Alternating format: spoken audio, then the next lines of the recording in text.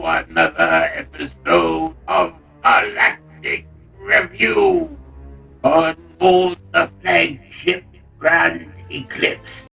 Today, we are talking about the new sci-fi fantasy anthology series, Amazing Stories, now streaming on Apple TV, starring Terry Bishie, Austin Stowell, Edward Byrne. A reimagining anthology based on the 1985 series of the same name, created by Steven Spielberg, which will transport the audience to truly amazing, fantastical, funny, and odd and endearing stories through the lens of today's most contemporary filmmakers, writers, and directors.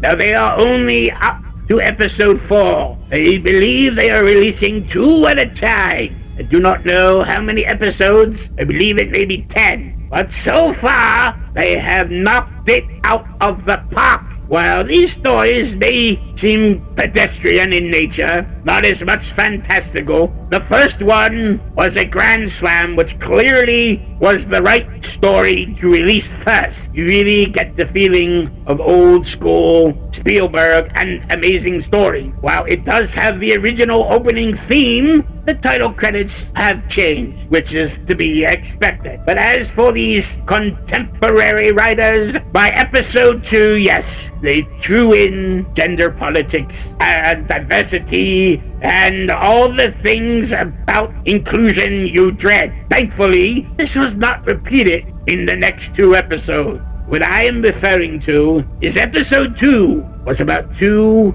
inner city track stars.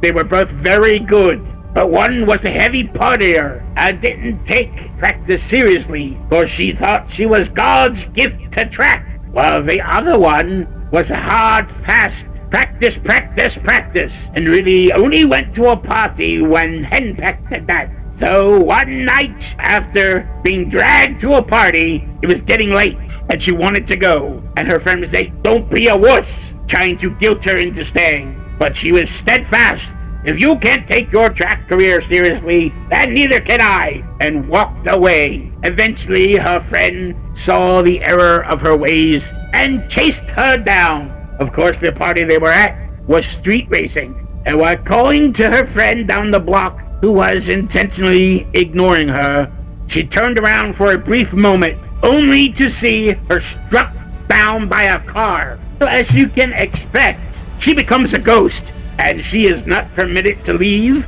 until she finishes her business. What could that business be, I wonder? Help her friend win the coveted track position she so wanted for herself? You might think that, but no, that was there, but it wasn't the main goal. Because she accomplished it, because she was still on Earth. I couldn't understand why. She met another ghost who was also stuck doing his final business, but nobody cared about him, so his business would never be complete. So in the end, the main girl, on her final run of the race, had to pay a price for her friend's misdeeds earlier in the show. So the owners of the car who struck down her friend found her and broke her legs so she wouldn't rat them out. And now her friend is like gonna die right there on the street. Her friend is hovering over her body. "Please don't die, no, I'm sorry. I'm sorry, what do you want me to do?" And she's cursing at God. And what was the answer? "Okay, I admit it. I love you, I've always loved you." Yes, they were hidden lesbians. That was the trick. All she had to do was confess that she loved her best friend. And she woke up. She was alive. Love had saved the day. However, it didn't save it the way you think. It was a wonderful life after all. And no one got hurt, and no one died, because God reset the day, because she admitted she was gay. And it ends with them skipping off into the future that awaits. Thank God that wasn't in any other episodes. We'll see what's next. I could take it or leave it, but because I have a channel and I watch a lot of TV, I will be finishing this dreadful series. That's all for now. I will see you in the next Galactic Review.